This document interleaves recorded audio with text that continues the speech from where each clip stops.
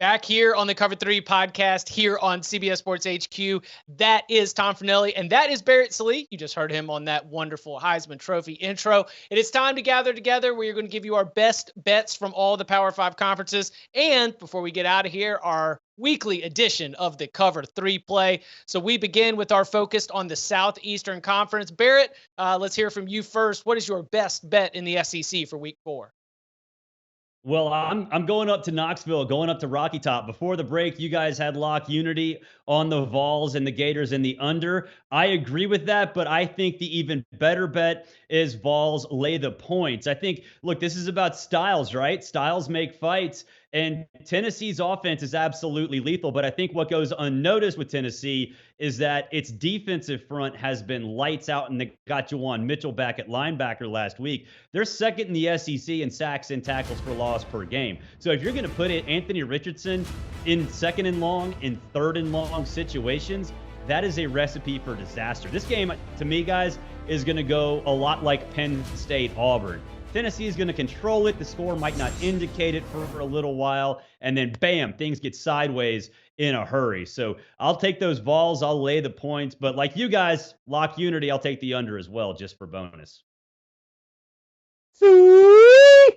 Give me the Hogs +2 over Texas A&M because, gentlemen, I am done putting any money on a Jimbo Fisher offense probably for the rest of my life, or until at least he let somebody else start calling the plays and install their own offense with the Aggies, because it's becoming clearer and clearer by the week that it is not working. They need a change, and until they change, I'm going to fade Texas A&M, particularly as a favorite. And I just think that this is a good matchup for Arkansas, who has the more explosive offense, the more explosive quarterback, and a defense that does give up a lot of yards, but plays a lot of bend but don't break, and kind of shuts things down in the red zone, which is where Texas A&M's offense really seems to run into a wall time and time again. I do not think this is a great matchup for the Aggies. Give me the Hogs and the 2 points. In fact, give me the Hogs straight up. I mean, take the points if you want, but if you want to take the money line, that's cool too. Yeah, if you want the points because you think it's going to be weird, sure. But Arkansas is going to win this game. That is my best bet as well. One of my big themes for this week is you do not have a strength to attack our weakness. And Arkansas, the one place where you can beat them is in the pass defense. The injuries they've had in the secondary, what we saw Bobby Petrino's Missouri State do just last week. Well, Texas A&M doesn't have a downfield passing attack. They do not have a strength to exploit Arkansas's weakness. I am also going to be on the Hogs. I'll go ahead and say +2. What about the Big Ten? Tom, I'll let you step up and take this first. What is your best bet on the Big Ten slate for Week 4? Oh, I'm taking Michigan. I'm laying the points. It's up to 17 now. I don't care if it gets up to 21, 24, wherever they put it. I am going to take Michigan. Maryland has been a very predictable team since joining the Big Ten. They beat the teams they're supposed to beat most of the time. But then when they run into the big dogs of the conference, they get destroyed. If you look at the last 6 meetings between these two, not only has Michigan won all 6 of them, they've won them by an average of 33.7 points per game. Last year, they beat them by 41. It is a completely one-sided rivalry between these longtime division rivals.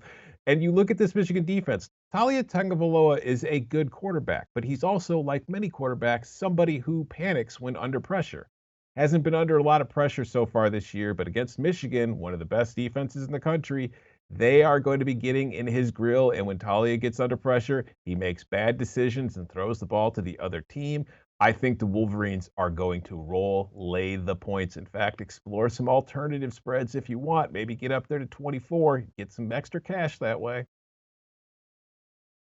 I feel like there's a lack of respect for PJ Fleck. They're going to row that boat and cover with ease on Saturday night. Like, look, I don't think folks realize the Minnesota offense is actually really darn good, especially downfield in the passing game. Sure, they can run the football, but the reason they can run so effectively is that they can take the top off a defense very, very quickly. And look, Minnesota against the spread, best team in the country against the spread since the COVID-19 season in 2020. Michigan State's pass defense, I think, got exploited last week. I think we all kind of wondered, okay, were the first two games a product of competition, or were they really back? Well, clearly there are issues with Michigan State's pass defense. Washington showed us that last week. I think the same thing happens. I think it gets sideways. The Minnesota Golden Gophers, that's a double-digit winner over Michigan State. Ooh.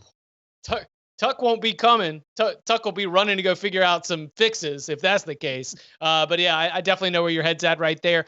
I've got a play that is somewhat similar to Tom's. I'm going to go with the Buckeyes, and I'm going to lay them. And it's not because of the Buckeyes offense with, them getting off the bus and scoring 40 points. I think this Ohio State defense is going to load up and dare Graham Mertz to beat them through the passing attack.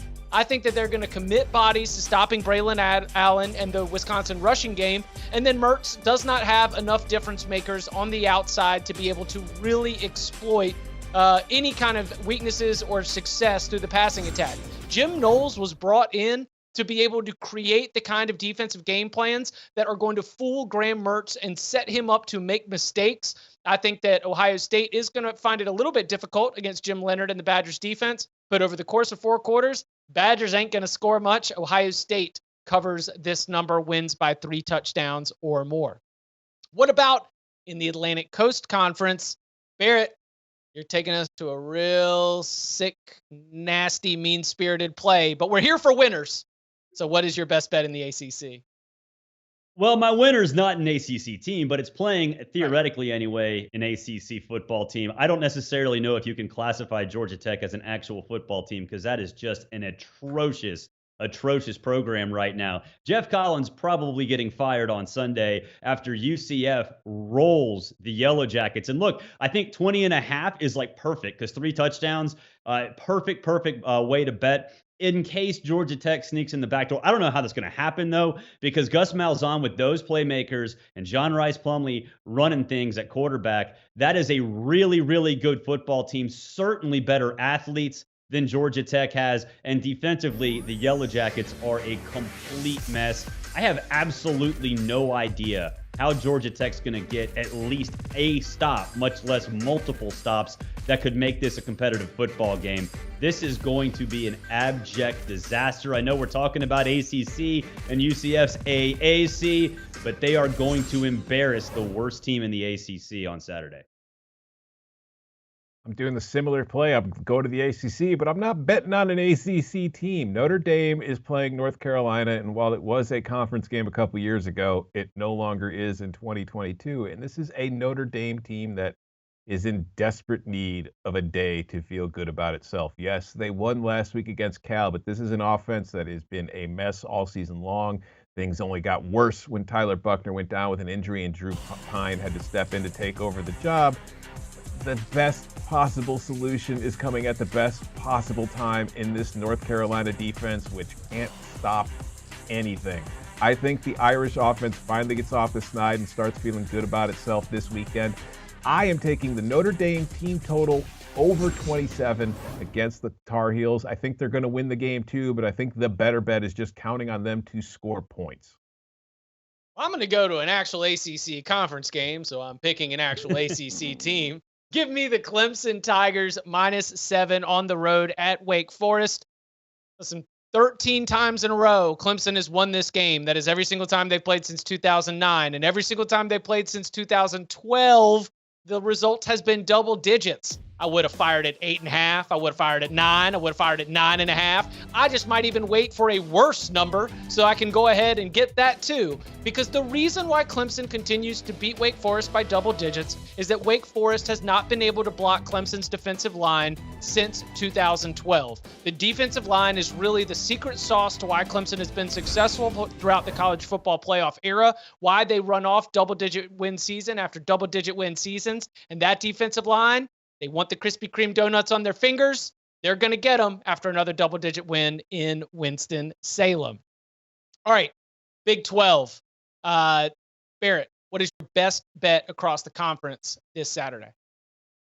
I'm going to ride with Brent Venables and the Oklahoma Sooners. Now, look, I think Jeff Levy and Dylan Gabriel, when you put them together, I don't think we've seen the best of this offense yet. Dylan Gabriel, don't get me wrong, was really good last week. I think the best is yet to come for the former UCF star quarterback. But then defensively, for the Sooners, I think maybe this team is being slept on. Maybe people have not realized that they've taken on the identity of Brent Venables. And so going up against the Kansas State team, and look, I know people are loving Kansas State.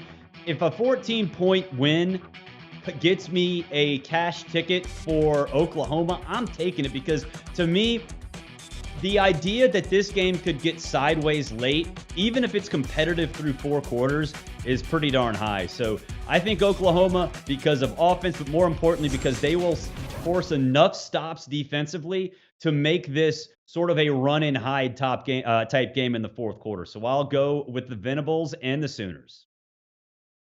I think Oklahoma's a good play for that game, because I can't believe I'm going to say this, but Kansas State, not even the best football team in Kansas right now. Believe in the Jayhawks. Believe in Kansas. I'm laying the 7 points with Kansas at home this week against Duke in a battle of basketball schools who are doing much better at football than anybody expected. Kansas is 3-0. Duke is 3-0, but there's a huge difference. Kansas has picked up road wins over West Virginia and Houston. Duke's wins have come against Temple, Northwestern, and North Carolina A&T. Kansas's offense has proven to be one of the most explosive, most potent units in the country. They've been running the ball all over everybody. Jalen Daniels has been playing fantastic, and I do not think Duke is going to be able to keep up with them on Saturday. I think the Kansas Jayhawks are going to be 4-0 come Sunday morning, and when the AP and coaches polls come out, the Jayhawks might be on them.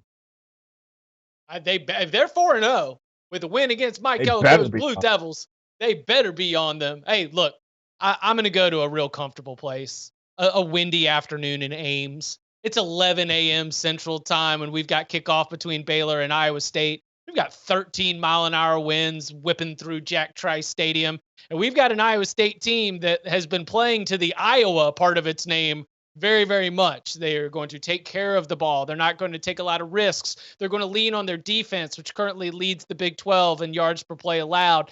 And Baylor right now wants to run the ball, has a running back room that is dealing with some injuries, and really hasn't unlocked that offense just yet.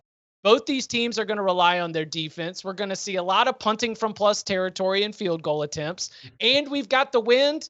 Ooh, this is a comfortable place, like a set of sweats, baby. Give me an under in Ames as we're going with the under 45.5 in Baylor, Iowa State. All right, one more before the break. We turn our attention out west to the Pac-12. Tom, what is your best bet for the Pac-12 in week 4? You know, we've seen Kansas, who I just mentioned, hit its over on its win total before the month of October. Vanderbilt, another team that has gone over its season-long win total before the month of October. And another team I think is going to get there this weekend, the Arizona Wildcats, catching 3.5 points against a Cal team that is allergic to scoring points, which makes them difficult to trust as a favorite. And this is an Arizona offense with Jaden Delora at quarterback, the transfer from Washington State. Jacob Cowing, the receiver, the transfer from UTEP, has a lot of explosive potential. They put together some big plays. And I think that going up against this Cal team, I don't know that the Bears are going to be able to score enough points. And yeah, the defense will slow the Wildcats offense down. Justin Wilcox's defenses are always solid. They're always strong. But I think that the Wildcats are the better team in this matchup. And I don't think the market's quite caught on to that. If this game was in Arizona, I would have the Wildcats as about 6-point favorites. In Cal, where there really isn't much of a home field advantage to begin with, I think getting over 3 points is way too much for the Bears. Take the Wildcats and the points, but again, another situation where if you just want to go for the money line, I'm certainly not going to stop you. Yeah, I like that one a lot, Tom. I'm going to go with the Trojans. I'm going to go with USC, 6.5-point favorites against an undefeated Oregon State team. And look, I know Jonathan Smith's team, everyone seems to love them. And look, they've got a good offense. Don't get me wrong. And theoretically, that can exploit a USC defense that has not been great even after Jake Haener went out in that Fresno State game last week. But to me, I think you see it right there. Turnover margins, they're ball hawks. That ultimately, to me, is what's going to cost Oregon State to cover in this game. I love what they're doing with the receivers at USC. I think you're going to see more of that running game. The offensive line, to me, has been one of the most pleasant surprises in the Pac-12 this year. And look, -6.5, a touchdown wins it, I'm in, but I think this is going to be more of like a 10, 14-point win for the Trojans. Let me go out to Seattle. This will be game 2 of Petros Fest 2022.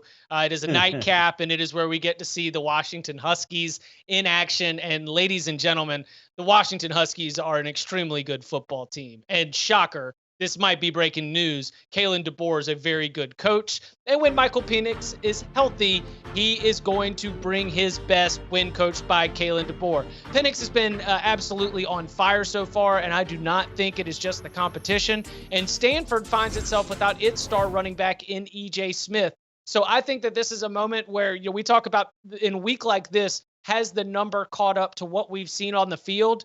Washington is still being underrated, especially under 2 touchdowns. So I will lay those points with the Huskies.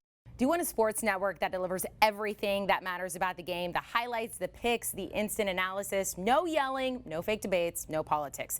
Hit the subscribe button and never miss a moment.